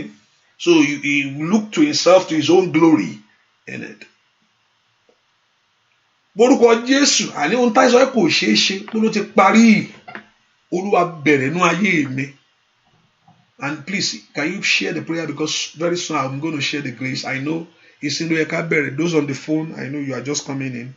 So in about a few minutes now, I told us 8, so I waited a little bit, just because I know because of the people on the phone, most of them, that's why you are not there last night. I announced it last night that I'll be doing this, I'll be coming by before 8, before 9. So, but you can be of help by sharing or by calling somebody that I know. Very sorry, I know after I finish, I know some people will just be waiting and the prayer is already off. So please, you can do that by helping others and telling them that the prayer is on about a few minutes now. I'm going to share the grace and leave. Hallelujah. Ẹ ká porúkọ Jésù. Olúwa ṣe fún mi. Ohun táyé sọ pé ó ti parí. Ohun táyé sọ pé ó ti parí sẹ́. Olúwa lànà àbáyọ nítorí orúkọ rẹ sẹ́. Ó yá ṣe ìgbédìde ayé mi. Nítorí orúkọ rẹ. Kó ṣe ìgbédìde ayé àwọn ọmọ rẹ. Ó dẹkàn dìde. Gbogbo agbára tó ní kan máa rá. Gbogbo agbára tó ní kan máa rá kòrò. Ní orúkọ Jésù, ẹni tí ń rá, níjọ́ Olúwa fẹ́ débẹ̀. Ẹ wò, ẹni tí ń rá kòrò, níjọ́ Olúwa fẹ́ débi àṣeyọrí. Gbogbo agbára ẹni tí ń rìn gangan ṣe wọ́nà. Àyà kàtàtà ó dẹkàn lọ́rùn kó gbé ayé rẹ fò ní. Ẹ pe orúkọ Jésù. Ó yá Olúwa ṣe tèmi fún mi. Ohun táyé sọ pé ó ti parí o. ọ̀rọ̀ òwe ìgbélú mi táyé ní kí n gbàgbé rẹ̀, ọ̀rọ̀ ọmọ bíbí tí mò ń wá èyí táyé ló ti parí sẹ́ẹ̀pọ̀ ọjọ́ ti lọ, èjì yìí ó ti kọjá ká níbi tí wọ́n ṣe pé 30 or 20 ẹrú àwọn tó máa ń dínrù nǹkan báyìí nì, ṣùgbọ́n ìwọ gan-an ó ti ń súnmọ́ bẹ́ẹ̀. Ẹ porúkọ Jésù máì makari akásà túdà kátàyàdé, porúkọ Jésù mi tó wàṣẹ. Ohun táyé sọ pé ó ti parí, ohun táyé sọ pé ó ti tán Olódùmarè, ibi táyé sọ pé ó ti parí o, Olúwa bẹ̀rẹ̀ nínú agbára rẹ ni nítorí àbáwò ṣàtàyàbò, porúkọ Jésù. Ohun táyé sọ pé ó ti tán fún ìrìn àjò ayé mi, pé ẹni tó ti dé ẹni bá ti dórí kọ́ńtírì yìí for so wọ́n fún wọn mọ́rùn nǹkan bẹ́ẹ̀ yẹn, ó yá bẹ̀rẹ̀ bàbá, agbára ń bẹ lọ́wọ́ rẹ, o lè ṣílẹ̀kùn àṣeyọrí mi ni, ilẹ̀kùn àtúnṣe o lè ṣínú ayé mi, ilẹ̀kùn ọ̀nà àbáyọ o lè ṣínú ayé mi. Ẹ porúkọ Jésù sẹ́, ó yá Olúwa bẹ̀rẹ̀ ohun ìyanu nínú ayé mi. Ohun táyé sọ ti parí o lẹ́nu ẹ̀kọ́ mi sẹ́, ní orúkọ Jésù. Olúwa náà agbára, Olúwa náà agbára, Olúwa náà agbára, Olúwa náà agbára. Ọmọ Ọlọ́run lanu kó gbàdúrà lórí ayé àwọn ọmọ rẹ gbogbo, ó dẹ kó náà agbára yẹn jáde ní orúkọ Jésù náà ayé àwọn ọmọ rẹ gbogbo, ó dẹ kó náà agbára yẹn jáde náà ayé àwọn ọmọ rẹ gbogbo, ó dẹ kó náà ọ̀tún yẹn jáde náà ayé àwọn ọmọ rẹ gbogbo, ó dẹ kó mú àṣeyọrí wá náà ayé àwọn ọmọ rẹ gbogbo ní orúkọ Jésù. Olúwa náà agbára nínú ọdún inú ayé mi, Olúwa náà agbára. Ohun táyé sọ pé ó ti parí o, gbọ́ àdúrà lórúkọ Jésù Kristi Olúwa wa. Ẹ porúkọ Jésù, Olúwa bá ń túṣe, Olúwa bá mi túṣe, bá ń tú ọ̀nà ayé mi ṣe. Tó èèyàn bá gbà lọ bẹ́ẹ̀ yẹn á bọ́ síbi ìtìjú o, tí èèyàn bá gbà lọ bẹ́ẹ̀ yẹn á bọ́ síbi ìtìjú. Tó wá di pé k'Olódùmarè kó bọ́ túṣe, Olúwa bá ń túṣe, Olúwa bá ń tún ìrìn àjò ayé mi ṣe. Ohun tó ti wọ́ ẹ̀mọ́ bá ń sọ di títọ́, ohun tó ti wọ́ ohun tó kó ta kí ni ti mo pé ẹnìkan gbàdúrà àdúrà ẹnìyẹn tó bá lè gbáradá fàárí ìyanu yẹn pé àní wọ́n sọ fún ẹ pé ó ti tán kó gbàgbé ẹ̀. Ṣùgbọ́n tó bá lè pe Ọlọ́run tó lè bẹ̀rẹ̀ tó lè ṣe ohun tuntun, tó lè bẹ̀rẹ̀ ohun ọ̀tun, Ọlọ́run tó lè bẹ̀rẹ̀ ohun ọ̀tun, tó lè mú ohun tuntun jáde, ọba tó mórí jáde nínú àìrí, kó bẹ gbòòrò. Olúwa bẹ̀rẹ̀ ohun tó àìsàn kó ti parí fún mi, ibi tá àìsàn kó ti parí kó ti tán o, ibi tí mi gan wò pé ìjọ ọ̀nà wà mọ́, èèyàn gan fún ara rẹ̀ láìpọ̀ tá sọ, we come to conclusion pé wọ́n ló sọ pé Olúwa bẹ̀rẹ̀, Olúwa ṣàtúnṣe ayé mi lọ́wọ́lọ́wọ́. Gbogbo agbára tí ń da ayé mi ríboríbo, gbogbo agbára tí ń da ayé rẹ lọ síbi àṣetì, ó yá o ní orúkọ Jésù, agbára náà kò ṣègbé. Ó yá Olúwa bẹ̀rẹ̀ ohun tuntun ní ayé mi, Olúwa bá bẹ̀rẹ̀ sẹ́ ẹ̀mọ́ yanjú ọ̀rọ̀ mi, orúkọ Jésù. Agbára ń bẹ lọ́wọ́ Ọlọ́run yìí, agbára ń bẹ lọ́wọ́ Ọlọ́run yìí, agbára ń bẹ lọ́wọ́ Ọlọ́run yìí, agbára ń bẹ lọ́wọ́ Ọlọ́run yìí ní orúkọ Jésù. Olúwa ṣe tèmi lóore inú ọdún yìí, Olúwa ṣe tèmi, Olúwa bá yanjú ọ̀rọ̀ ìrìn àjò ayé mi. Ọlọ́run porúkọ Jésù, ó lọ kí ayé rẹ kó ní ògo, ó lọ kí ọ̀nà àbáyọ rẹ kó là. Gbọ́ àdúrà lórúkọ Jésù Kristi Olúwa wa. Tọ́run ò fún yàn, èèyàn ò lè gba nǹkan kan. Tí ọ̀run ò mú léèyàn lọ́wọ́, èèyàn ò lè gba nǹkan kan. Mo fi ọ̀pọ̀ mo ní ṣe tí ò bá ṣe nǹkan mi ṣe Jésù ẹ̀ṣá àdúrà wá gbà. Tọ́run ò bá mú lé ọ lọ́wọ́ kò sẹ́ni tí ó rí ohunkóhun gbà. I look in that scripture very well. Bí kò ṣe pé a fi fún ní àti ọ̀run wá. So gbogbo nǹkan tí èèyàn ní láyé Ọlọ́run ní fún yàn, ó dá kó fún ọ. Tọ́run bá ti fún ọ orí gbanú. Ó ní kò sẹ́ni tó rí ohunkóhun gbà, ohunkóhun ló pé o, bí kò ṣe pé Ọlọ́run ló fi fún. Ó dá kó fi mi ì tí ì rí gbà, kò tí ì bọ́ sí, ọ̀run ò tí ì gbélé ọ lọ́wọ́ náà.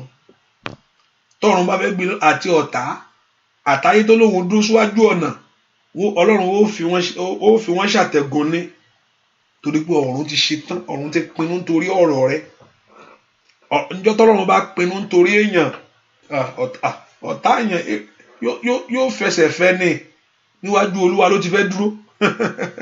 Sátánì gangan ò lè dúró. Tọ́lọ́run bá ti pinnu pé àníṣe nínú ọdún yìí ni kò lè yẹ̀. Nínú ọdún yìí ni kò lè yẹ̀. Nínú ọdún yìí ni pé kò lè yẹ̀. Ó wá pẹ́ tí ó mu. Ẹ po orúkọ Jésù. Àníṣe ohun táyé sọ pé ó ti tán.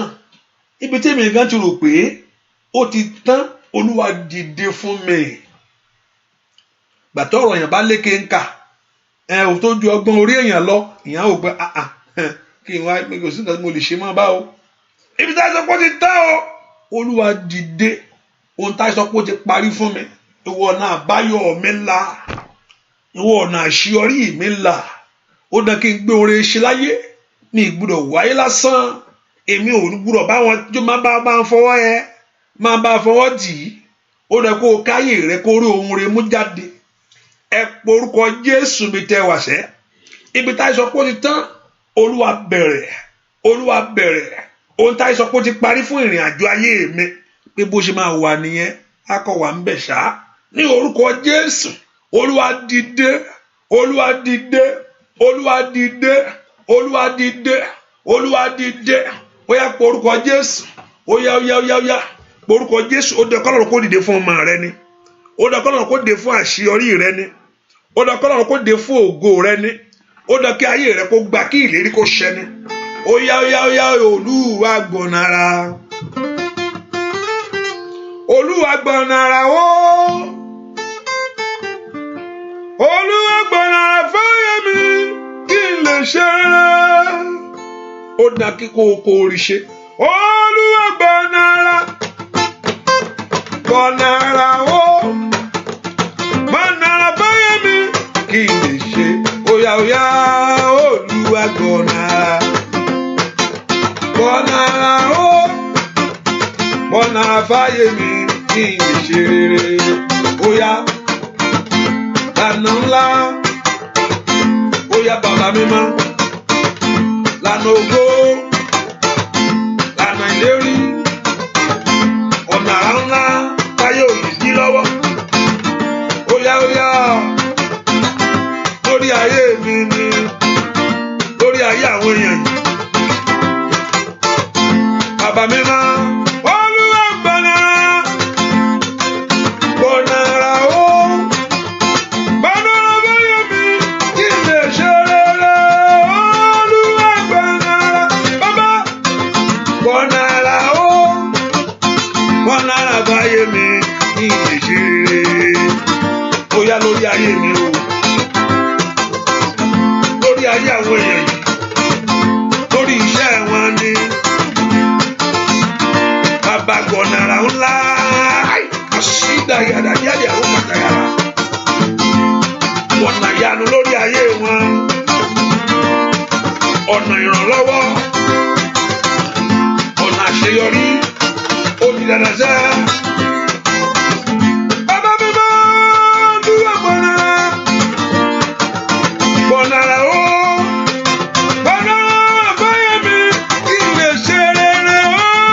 Olúwa gbọ̀nàrà. Gbọ̀nàrà o. Gbọ̀nàrà fáyé mi kí n lè ṣe rere. Ó di dandan kó rí ṣe. Ó di dandan kó rí ṣe. Ó yá. Ó di dandan kó rí ṣe ní ọdún yìí. Ọlọ́run kó fọ̀rọ̀ rẹ ṣe ìyanu sẹ́. Kó fọ̀rọ̀ ọmọ rẹ ṣe. Kó fàyè rẹ ṣe. Olúwa gbọ̀nàrà. Gbọ̀nàrà o. Gbọ̀nàrà fáyé mi kí n lè ṣe rere. Olúwa gbọ̀nàrà. Gbọ̀nàrà o. Gbọ̀nàrà fáyé mi kí n lè ṣe rere. Kí n lè ṣe rere. Kí n lè ṣe rere. Kí n lè lọ́dún yìí. Nínú oṣù iṣẹ́. Kí n lè ṣe lórí ọmọ rẹ. Kí n lè ṣe rere. Kí n lè ṣe. Ó yá. Kí n lè ṣe rere.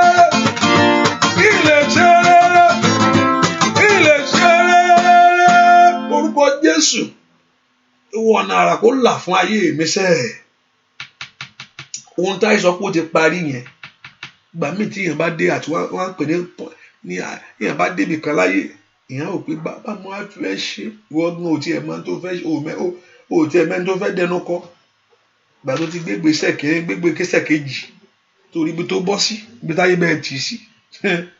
Èèyàn á jókòó àmọ́ á wò, Olúwa wá gbọ̀nà àrà fún mi. Fáráò pé òun ti kọ́nà wọn pé ẹ̀yin kẹ́ni bíi ó ti tán ibi lẹ́ máa gbàgbé sí. Ọlọ́run sì lànà. Orúkọ Jésù mi tó wà sẹ́, Olúwa lànà ayé mi sẹ́. Ohun táyé sọ pé ó ti parí, Olúwa bẹ̀rẹ̀ rẹ̀. Ohun táyé sọ pé parí, it is finished, it is over, there is no way out for you anymore. Bá a ti kọ́nà ayé ẹ̀, ó wá pẹ́ ní tí ó ràn lọ́wọ́, ó wá pẹ́ ní tí ó fẹ́. Wọ́n ti dá nǹkan lù ú, ó wá pẹ́ ní tí ó fẹ́ ọ, ó wá pẹ́ ní tí ó gbé ọ lé. Mò ń bọ̀ wí ni o. Olúwa gbọ̀nà àrà sẹ́, ẹni tó dojú pépà rẹ̀ délẹ̀, lọ dojú ẹ̀ délẹ̀ mọ́ ọ lọ́wọ́, wá kú bí ó ṣe ṣe òkè. Ẹ pe orúkọ Jésù. Olúwa gbọ̀nà àrà, Olúwa gbọ̀nà àrà fún ayé mi sẹ́. Ó dá kí n rí lè ṣe nínú oṣù yìí ni, kò tí ì pẹ́ jù. Ọlọ́run dá kí n rí lè ṣe nínú ọdún yìí ni, ó dá kí n rí lè ṣe. Ẹ pe orúkọ Jésù. Ọ̀nà àrà là fún ayé mi sẹ́. Gbogbo agbára dí ọ̀nà mọ́ ayé mi, ẹ ṣègbé. Gbogbo agbára tó ń dí ọ̀nà mọ́, gbogbo agbára tó ń dí ọ̀nà mọ́ àṣeyọrí rẹ, nínú yàgàdo sàkúlàkàtà. Orúkọ Jésù. Hai makai power side. Ó yá. Gbogbo agbára tó dí ọ̀nà àṣeré mọ́, gbogbo agbára tó dí ọ̀nà àṣeyọrí mọ́, ó yá gbogbo agbára náà kó ṣègbé. Olúwa gbọ̀nà àrà ṣe ìyanu mi. Mi béèrè lọ́wọ́ èèyàn, ọwọ́ rẹ mo ti béèrè. Ilẹ̀kùn rẹ mo kàn sẹ́, yóò ṣí fún mi sẹ́. Ìwọ ni mo wá tọ̀ wá, bá ń wá láwàrí. Ẹ pe orúkọ Jésù. Olúwa gbọ̀nà àrà sọ̀rọ̀ ayé mi. Olúwa gbọ̀nà àrà mú ìyanu mi jáde. Ó yá ní ọdún yìí sẹ́, ní orúkọ Jésù, kí àgọ́ ara mi kó gba ìyanu. Ó yá kó bọ́ sí fún ọ. Ó dá Olúwa gbọ̀nà àrà. Ohun táyé sọ pé ó ti parí, ohun tí èmi gangan ń wò pé àníṣe ó yá bá yanjú ẹ̀. Gbọ́ àdúrà lórúkọ Jésù Kristi Olúwa wa. Ẹ pe orúkọ Jésù. Bá ń bí alágbára ayé mi wò. Mo ní ọ̀pọ̀lọpọ̀ ìbùkún Ọlọ́run ti fẹ́ fún ẹlòmíì. Gbà míì ohun tó béèrè yẹn kò yí pé Ọlọ́run ò rán sí ọ, ṣùgbọ́n alágbára kan ní òjò orí gbà. Gbà mí Ọlọ́run ti múre fún ọ, ẹ supply ẹ lọ supply, because I believe God want to give us ló fi ní ká béèrè. Kò kọ́ ní kò kọ́ ṣe ẹ ṣáà jẹ́ kó máa sọ̀rọ̀ lọ. I believe He want to give to you right away when you come in faith to Him and you act according to His will. Remember, put it there. According to the will of Him. God only going to answer to His will to you. There's a perfect will of God and permissive will of God. Perfect one that is designed for your life. That this is how you want it.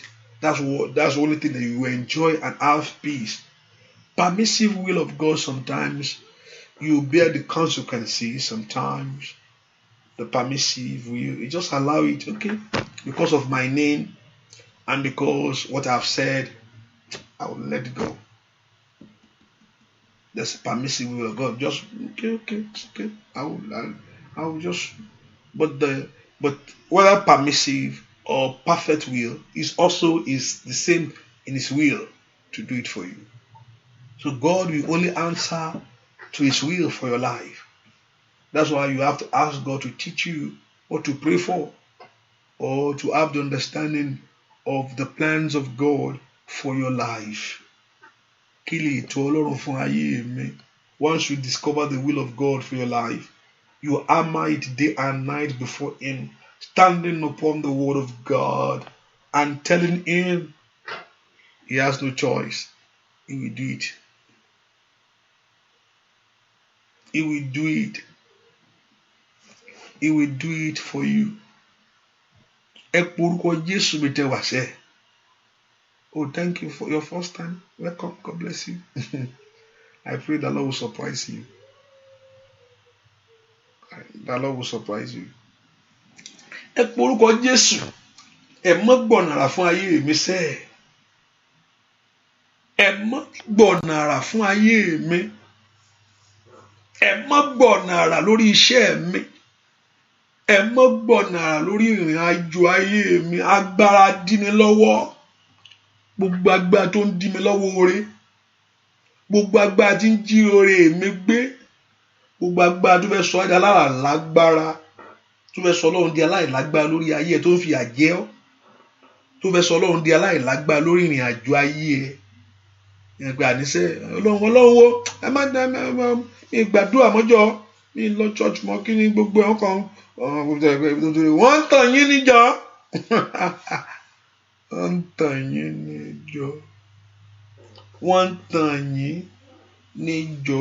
Wọ́n ń tàn yín níjọ. Bẹ́ẹ̀ ni wọ́n ń tàn yín ní lọ́fọwọ́ ẹ̀jẹ̀ búrẹ́dì. Ẹ porúkọ Jésù. Agbára tí ń yọ ayé mi lẹ́nu tí ò fẹ́ kí n rí ìyanu. Ẹni tó dúró ti ọ̀rọ̀ mi pé ọ̀rọ̀ tiẹ̀ pé gbàgbé ẹ̀ pé tọ́ bá ń pe kò lè kàn ọ́. Òótọ́ ló sì sọ lóòótọ́. Tọ́ bá ń pe lóòótọ́ tọ́lọ́run ò bá dá sí kò lè kàn ẹ́ o. Ẹni tó dúró ti ìrìn àjò ayé mi, ẹni tó dúró ti ìwé ìgbélú mi pé ìgbà míì Ọlọ́run ni mo fẹ́ lọ gbàdúrà fẹ́ nìkan. Mo gbọ́ clearly as anything Olúwa má dá sí àbí nǹkan tí mẹ́mẹ́ yẹn lè nu páàkì sẹ́gbẹ́ kan o. Má dá sí ni ẹni tó dúró ti ayé mi. Mo ti rẹ́ni ẹni tó ṣe pọ̀ àwọn èèyàn tó tèèyàn ẹnìkan náà Olúwa sọ fún mi ẹnìkan mo sì mú wáyé ẹni rádá mo wò ó àwọn tó bẹ̀ àwọn alágbára ń bẹ ń dí ọ̀rọ̀ rẹ̀ wọ́n dúró tì ní wọ́n mú létí ó wá fẹ́ tí ó koríko ó wá fẹ́ tí ó forí gbé jábẹ́. Ẹ porúkọ Jésù. Ṣùgbọ́n Ọlọ́run lágbára. Ọlọ́run gbogbo ẹni tó ti ìrìn àjò ayé mi sẹ́. Ẹni tó ní àníláyé ìkọ́ òun ò ní gbà ní kí n fò kí n nìṣó. Bó ṣe mu ló ń gbà. Bó ṣe ń le bó ṣe ń wà ló tún jù nù mọ́ lọ́wọ́. Ẹ porúkọ Jésù. Olúwa dìde fún ìrànlọ́wọ́ mi. Ẹni tó ti sí ọkàn rẹ̀ níbi Fáráò. Háì mọ̀tálí abàká àfúráwò sàtáyà. Mo sátọ̀ wá ní Olúwa dáàbò bò mí. Mo wọ bí ìsáde agbára wá ní o. Ní kárí abàká purify. He said the Lord is my refuge and my fortress. Ripatolia kapaya. Ó yá dìde fún ayé mi. Ó yá gbà mí lọ́wọ́ ogun ènìyàn. Ogun tó dúró ti ìrìn àjò ayé mi. Ogun tó ní kò ní ṣe é ṣe. Ogun tó dúró ti ìrìn àjò ayé mi. Èèyàn ìkà tó lóun ò ní gbà fún mi. Ó yá porúkọ Jésù. Ní orúkọ Jésù. Olúwa bì wọ́n wó. Olúwa bì wọ́n wó. Ẹ porúkọ Jésù sẹ́. Ẹni tó dúró ti ọ̀nà rẹ sẹ́. Ẹni tó ní kò ní bọ́ sí. Agbára tó ní kò ní bọ́ sí. Agbára tó ní kò ní ṣe é ṣe. Agbára tó ní mi ì ní rí. Ẹ porúkọ Jésù. Ó yá. Dúà lórúkọ Jésù Kristi. Olúwa wa aṣọ ọkọ ló nira láti wá níní. Ọkùnrin ò tán láyé. Ayé tí ò fẹ́ korí tiẹ̀ mọ́ ni. Ṣé wọ́n sọ pé bóyá pé ara rẹ̀ pé náà. Ara rẹ̀ pé kí ló wá ń ṣẹlẹ̀ báyìí náà. Ayé ni ò fẹ́ gbà. Ẹ jẹ́ pé tiẹ̀ lọ́wọ́ ti fáìlì ẹ̀ lọ́n rí nǹkan mínítì sí.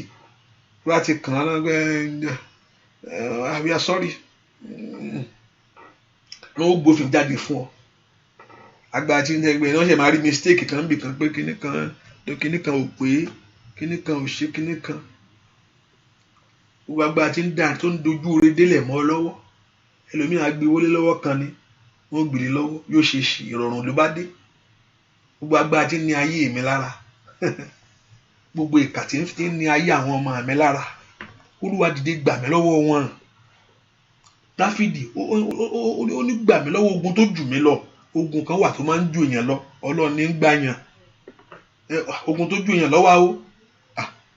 nígbà wo apá bàbá gan ò lè ká ibi tọ́rọ̀ rẹ̀ wá dé báyìí o gbà tó bá sọ fún ìkíní ó sọ lẹ́kejì àwọn yòókù mọ̀ nǹkan tó ń ṣe ìwọlé ní tí ń ṣe pásítọ̀ gan tó bá sọ jù ọ gan ilé gan pọ̀ jù jọjọ bá ti pọ̀ jù bẹ́ẹ̀ ni ilé ẹ̀ gan ga mo bá sọ kí n tó sọ kíní lẹ́ẹ̀kejì tó sọ èmi ò tiẹ̀ my own is that if I don't see faith in you I don't get involved. If I don't see faith in you, and ẹ bá ń ṣàrò bá ròyìn bá ti pọ̀ go and sit down. But if I can see faith in you, because faith in me, I don't have any power to do anything, but the faith in you must have faith.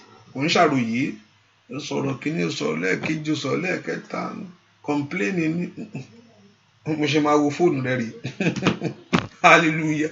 But if I can see faith, kò bá jẹ́ anytime I don't care. If I can see faith in you, mo gbà pé Ọlọ́run á ṣe fún mi, mo gbà pé ọ̀nà mi á là, pé ogun tuntun dé lẹ́yìn ìgbà tó gbàdúrà tán eléyìí nígbàgbọ́. Gbogbo àwọn tó rí ìyanu ìgbàgbọ́ wọn ló mú wọn lára dá o, ìgbàgbọ́ wọn ló mú wọn lára dá, ìgbàgbọ́ wọn ló mú wọn lára dá, ìgbàgbọ́ wọn ló mú wọn ní ara dá. Kò sí nǹkan ẹni tó rí ìyanu gbà lọ́wọ́ Jésù ìgbàgbọ́ wọn ni tí n bá lè touch the hem of the garment of him. If I can touch the hem of the garment, that's it. Your faith will bring fire. Ẹ ò sí ìgbàgbọ́ ní. Ẹ ká sọ fún Ọlọ́run dìde fún ayé mi sẹ́. Bẹ́ẹ̀ kò dìde nínú agbára. Bẹ́ẹ̀ kò yanjú ẹ̀bùrà lọ́wọ́ agbára tó lóun ò ní gbà fún mi. Lọ́wọ́ èèyàn kà tó lóun ò ní gbà. Gbogbo agbára tó lóun àní pé àníṣẹ́ pé ọmọ yẹn pé mi ò ní rí bí láyé pé kí n gbàgbé ẹ̀. Lọ́wọ́ má jẹ̀mú òkùnkùn tó di ayé mi mú. Èyí tó ń gbé ayé rẹ sọ́lẹ̀ ní gbogbo ìgbà. Lọ́wọ́ alágbára tí ń fi àjẹ́ ọ́. Lọ́wọ́ alágbára tí ń pọ́n mi lójú. Lọ́wọ́ alágbára tí ń dànù mi. Ní orúkọ Jésù ọ̀yá Olúwa tẹrí wọn ba lónìí. Nígbà ó dẹ kó ogun ayé rẹ kó ṣẹ́. Lọ́wọ́ agbára tí ò fẹ́ kó rí ọ̀nà yìí lọ. Lọ́wọ́ agbára tí ò fẹ́ kó rí jáde. Gbọ́ àdúrà lórúkọ Jésù Kristi Olúwa wa. Mo ní you can tell. I know what I'm talking about. Sometimes it's very obvious. You can tell. You will see. You know, you can tell. Nǹkan kan bẹ́ẹ̀ ń bì yìí. Bẹ́ẹ̀ ni mo sọ. Mo máa sọ pé wọ́n sọ pé kò sí nǹkan wọ́n ń tàn ọ́ ni. You can tell. Wàá mọ̀ pé nǹkan kan wà. Nǹkan kan dúró tẹ lómi yìí. Nǹkan tó lágbára tó dúró tẹ nìyí tó lágbára náà. Wàá mọ̀ pé nǹkan míì ó ní agbára. Ó lágbára. Wàá mọ̀ pé nǹkan yìí kí ni àfitọ́lọ́run bá dá sọ̀rọ̀ yìí lè lágbára o. A sì máa yí bọ́rọ́, a máa dàrú, a máa ṣe gbogbo ẹ̀. Ẹnìyàn náà máa sá kíjokíjo kọ́nà là. Ayé ò ní gbà, àníṣe àwọn ò ní gbà, àwọn ò ní gbà. Ó dẹ kọ́lọ́run kó wá gbà fún ọ. Táyé ò bá gbà, Olúwa gbà fún mi. Sọ pé Olúwa gbà fún mi. Ọ̀tá mi ò ní gbà, ìwọ gbà fún mi. Ó wá pẹ́ tó mọ Ọlọ́run. Orúkọ Jésù. Ayé sọ pé àwọn ò ní gbà ó. Olúwa gbà fún mi. Ayé sọ pé àwọn ò ní gbà pé mi ní ríwé ìgbélú pé mi ní rọ́mọ bí. Ìwọ Ọlọ́run gbà fún mi. Orúkọ Jésù ṣèbó ló dá ọ. Ọlọ́run gbà fún mi lónìí. Olúwa gbà fún mi fún àṣeyọrí mi. Ayé sọ pé àwọn ò ní gbà pé bísínẹ́sì yóò ní ga. Ìwọ Olúwa gbà fún mi. Tó bá gbà fún ọ̀nà là. Ó sọ fún Isaac pé má lọ sí Íjíbítì ibi tó dùn sí rèé. Ó gbà fún ni. Orúkọ Jésù mi tó wà sẹ́. Olúwa gbà fún mi. Tó bá ti gbà fún ọ. Màkàlíà ta ló wí ní ìgbà tí òun ò wí. Màsáìdà wà á lè kárí pàwọ́rì sáìdà. Ta ló fọhùn nígbà tí Olúwa ò fọhùn. Ta ló sọ pé òun rèé. Màkàlíà kárí ìbàkásà níwájú Olúwa. Ẹ pé orúkọ Jésù mi tó wà sẹ́. Olúwa gbà fún mi ní ọdún yìí. kí àṣeyọrí mi kó bẹ̀rẹ̀. Olúwa gbà fún mi ní oṣù yìí kí ọ̀nà àbáyọ mi kó là. Porúkọ Jésù mi tó wà sẹ́. Manande rauka tu raba shiraba. Ripatoli ke prosatayaba. Ó yá porúkọ Jésù. Ó dá kó gbà fún ọ kí àṣeyọrí rẹ kó bẹ̀rẹ̀ ní ọdún yìí. Ó yá Olúwa gbà fún mi lórí àwọn ọmọ mi sẹ́. Kọ́ ní àṣeyọrí kébé náà lè jẹ wọn mọ́. Ẹ porúkọ Jésù. Olúwa gbà fún mi. Rí abàgàbà gbàdúrà sẹ́. Ó dá kọ́ kó gbà fún ọ. Ayé lọ́wọ́ ò ní gbà. Bọ̀ ìwọ gbà fún mi. Ọ̀tá ni máa wo ọ̀tá mi láwọn ò ní gbà. Wọ́n kóra wọn jọ wọ́n gẹ̀gùn wọn rólẹ̀. Rí bàkàtàkàpàkà lè sọ́tò lè kẹ̀tẹ̀. Wọ́n gbẹ́ kòtò. Ó yá Olódùmarè. Ó dá kó gbà fún mi ní orúkọ Jésù fún àwọn ọmọ mi fún àṣeyọrí wọn. Olúwa gbà fún mi. Àníṣe Olúwa gbà fún mi ní tẹ́lẹ̀ àbàkàpà nínú ọdún inú ayé àwọn èèyàn yìí. Kárí ìyanu sẹ́. Olúwa gbà fún wa nínú ọdún yìí. Olúwa gbà fún wa. Olúwa gbà fún wa. Olúwa gbà fún wa ní orúkọ Jésù. Kẹ́rì tí ń ṣe búwàdúà lórúkọ Jésù Kristi. Olúwa wá. Àní sọ fún Ọlọ́run. Ayé sọ pé àwọn ò ní gbà. Ìwọ gbà fún mi. Mi èkú béèrè lọ́wọ́ òrìṣà. Mi èbè lọ́wọ́ ẹnikẹ́ni. Ọwọ́ rẹ mo ti béèrè. Olúwa gbà fún mi ní ọdún yìí. Wọ́n ní tọ́lọ́run bá ti gbà fún ọ pé wàá rọ́mọ bí láyé. Wàá kó ẹni tó sọ pé ò ní rí bí. Ọ̀rọ̀ rẹ̀ ó ju ohun gbogbo lọ. Ọ̀rọ̀ rẹ̀ àṣẹ ni tó bá wí. Tó bá wí. Tó bá wí. Tó bá wí. Tó bá wí. Tó bá wí. Tó bá wí. Ìyanu ṣẹlẹ̀. Mo ní tó bá wí. Ìyanu ṣẹlẹ̀. Mo ní tó bá wí. Mo ní ìyanu ṣẹlẹ̀. Mo ní tí Ọlọ́run bá ti wí o, ìyanu dé. Ó dá kó wí jáde nítorí ayé ẹ̀ṣẹ̀ tó bá ti wí. Mo ní tí Ọlọ́run bá ti sọ̀rọ̀, kò lè jábọ́lẹ̀ o. Tó yẹ pé Ọlọ́run ló sọ o. Tọ́lọ́run bá ti sọ pé Ọlọ́run ló sọ, kò sí. Kójó ogún mẹ́wàá lénìí. Kíjokíjo ló ń bọ̀. Ohun tó dá mi lójú tèmi mọ̀ dáadáa nìyẹn 100% ni. Tó bá sọ pé 100%, 100 ohun tí mo mọ̀ 100 ni o. Kò ń ṣe kí 100 ni mo sọ o. Tó yẹ pé Olúwa ló wí o. 100 ni. Tára ò bá ti wí, tí emotion ò bá ti wí. Because sometimes emotion man wí. Emotion. I was watching. I don't know why it keep on coming. It keep on coming. I'm trying to ignore it, but it keep on, even though it keep on coming. I was watching. That's why I want to between emotion and when God speaks, Tolong Basor at emotion. So you know the difference. I don't know. It keep on. I have these 3 days in my heart, maybe because I feel by, and it keep on coming. So I was watching the basketball, and I love my team. Pastor team basketball, yeah, I do. So I was watching. My team was watching, so I was emotional to that team. I just wanted to know, and I was just watching, and I go back to define the voice of God and the voice of man. So I was just watching that basketball. I said my team is going to win. Team here, win. And I have the faith, thought that God is one saying something to me, and that's emotion. I was carried away with my emotion. So second game, I was just watching. Second game, one. So I was just down. I said, actually, me brother Daniel, you bawo. One who when you let man win now, one know they are no. So, but I want to know what I'm going for. But I want to stop one no. Emotion. Hallelujah. Emotion. Emotion. So I put my emotion into it. So me too. I didn't sorrow. Emotion didn't sorrow. So when I begin to look at it, one man, any man win now. One koya fún wọn náà wọ́n jáde. Ṣùgbọ́n ìgbà tí mo wá ń wò ó, mo ti gbọ́ bí Olúwa sọ̀rọ̀ rí. even though ẹni yẹn bá mi argue lójúkorojú báyìí mo ní àníṣe Olúwa sọ fún mi pé nǹkan báyìí ló wà láyé ẹ̀ gbogbo yẹn sì dúró wọ́n jókòó báyìí wọ́n dúró wọn àbí pásítọ̀ yẹn parọ́ ni mo ní àní arákùnrin Olúwa sọ fún mi pé nǹkan báyìí ni mi ì sì mọ̀ rí ló wá bẹ́ẹ̀ ni. So when you look back, that's why sometimes you think back to what God has done for you. Many oríṣiríṣi, so you look back, you look back. So you're able to define the word God. Tolúwa bá sọ 100. Ẹ sọ pé 100 ni 100 put 100%. Ṣùgbọ́n tára bá sọ fún ọ tàbí emotion rẹ gbélé ọ lọ́wọ́ kó ya yẹ̀wò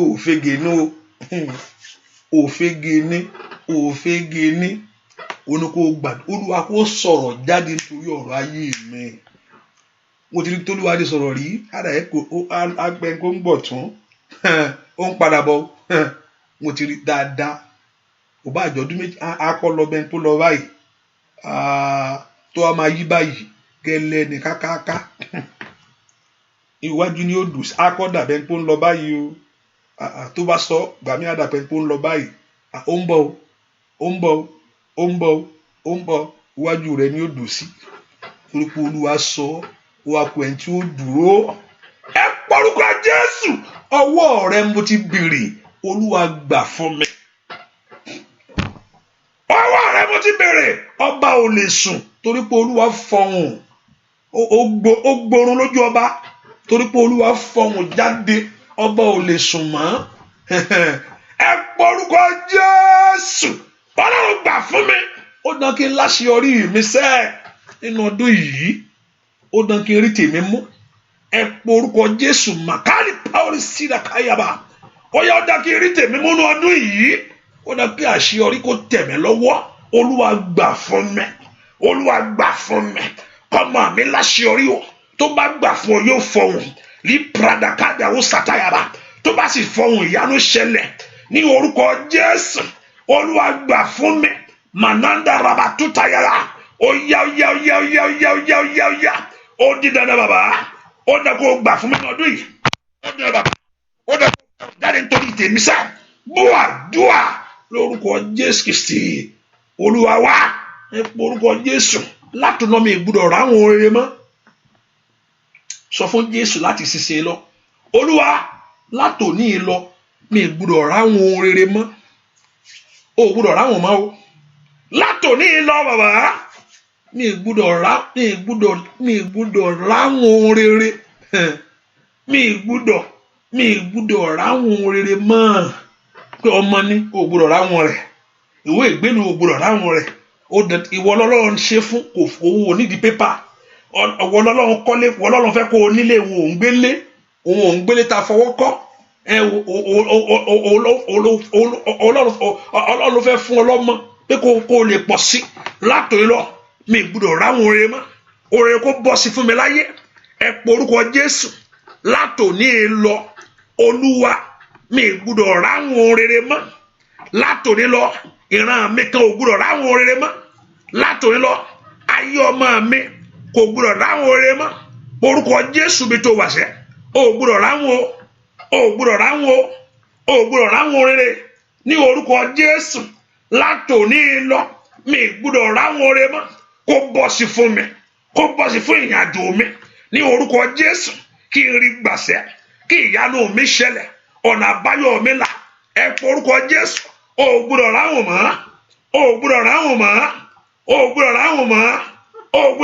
mọ́ ayarabaku sátẹ́lẹ̀ bàkàpá ò gbọ́dọ̀ ráwọn mọ́ ní orúkọ Jésù ò gbọ́dọ̀ ráwọn oore mọ́ ní orúkọ Jésù mo ní kó oore kó bọ́ sí fún ọ mo ní kó oore gbà ìyanu rẹ kó ṣẹlẹ̀ àánú kó dájú fún ọ Ọlọ́run kó yanjú ọ̀rọ̀ rẹ kó ní ìyanjú ibi tí wọ́n sọ pé ó ti parí yẹn èmi ò mọ̀ bẹ́ẹ̀ ṣùgbọ́n ìwọ mọ̀ ibi táyì sọ pé ó ti parí fún ọ pé àníṣe gbàgbé ẹ̀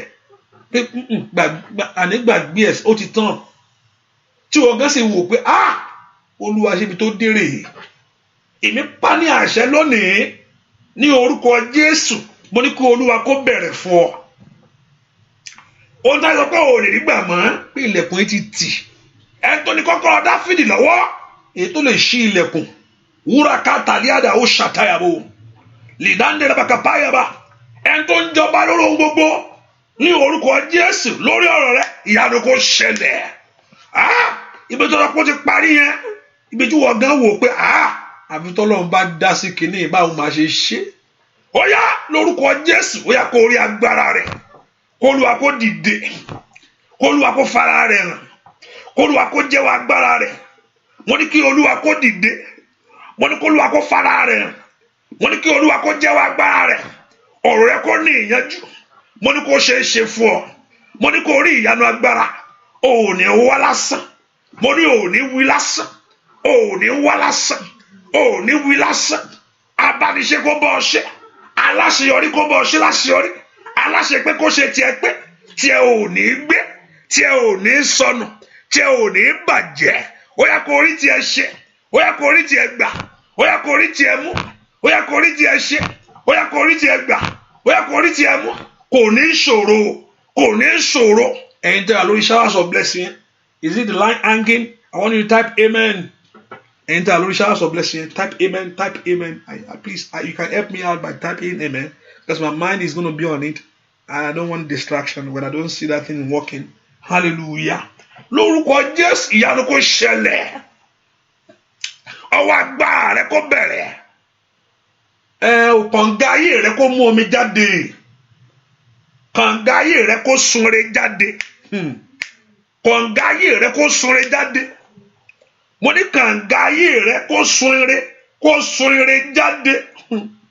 Kànga ayé rẹ kó sun àṣeyọrí jáde. Kànga ayé rẹ kó sunre jáde. Kànga ayé rẹ kó sunre jáde. Liteli baru satayaba. Kànga ayé rẹ kó sun àṣeyọrí jáde. Kò ní gbẹ. Kò ní gbẹ. Mo ní kò ní gbẹ. Nú ayé kan ìtò wá kó ṣàṣeyọrí bẹ̀. Ẹ̀mí gúgùn kọ́lọ́run kó fi tẹ́ ọlọ́run. Kó fi ayọ̀ ìgbàlà hàn ọ́. Ó yá lọ ṣe rere o. Bẹ́ẹ̀ ni ó sì rí. Láì lórúkọ Jésù Kristi. Olúwa àti olùgbàlà wa. Àmín. Sàmí dáadáa. Àmín. Sàmí dáadáa. Àmín. Àmín lórúkọ Jésù. Hallelujah. Praise the Lord. Please, I'm sorry. I apologize. That's why I came in earlier so we can so because of my time and also because there's a meeting ahead of us, the women meeting today. So the prayer continue tomorrow. Now, I mean, is it tomorrow? Is it no? Is it Monday, 6 a.m. 6 a.m. your time, my time, which is 1 a.m. my time. I don't know, 6 a.m. London time, or but I don't know what time in Nigeria or something like that. But I just know my time, Eastern time, 1 a.m. And also I urge you sometimes, when you don't see me 1 o'clock, hold on sometime, check it again. Sometimes I'm working on this technical issue. Yeah. It's not that I'm not here sometime, And when you don't see it 1, I know you have to sleep at midnight, right? Check back again. Except if I'm not coming at all. But if I have the mind to come, I know sometimes I know I just like last Friday I was here. I think it's after I put it off. The Lord Jehovah God help us in Jesus' name. And also you can be a blessing to the work of God by supporting the work of God. And I pray for everyone that's been doing that.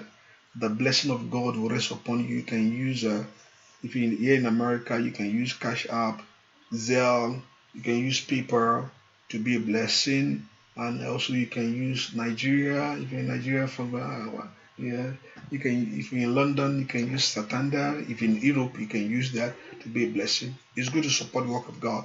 It's not Facebook. I told you it's not Facebook. I know you can. Anybody can do any live on Facebook, but we need your support. Hallelujah. And also you can download the app on the phone, and also you can subscribe to the channel there on YouTube. Type Festus Akindele or FC Ministry.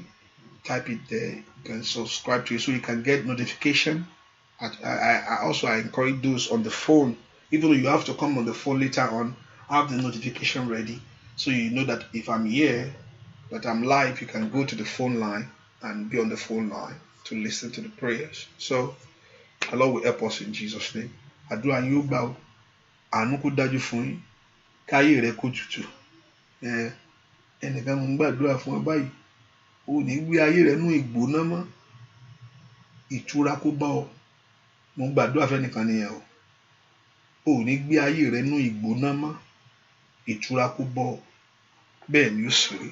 K'Olúwa kó yá mi ẹ súnmọ́, agbára jíǹde kó wọnú rẹ lọ, kó mú ìwòsàn wá, kó sì mú ìtúsílẹ̀ wá. Bẹ́ẹ̀ ni ó sì rí. Láì lórúkọ Jésù Kristi Olúwa wa. Àmín, àmín, àmín lórúkọ Jésù. Hallelujah. Àdúrà rẹ ti gbà. Put in mind our prayer that is coming up. Our prayer, the night and day, night, the midnight hour and the day hour prayer that is coming. We pray in the night and also we're going to pray during the day. The Lord will help us in Jesus' name. God bless you. Bye-bye.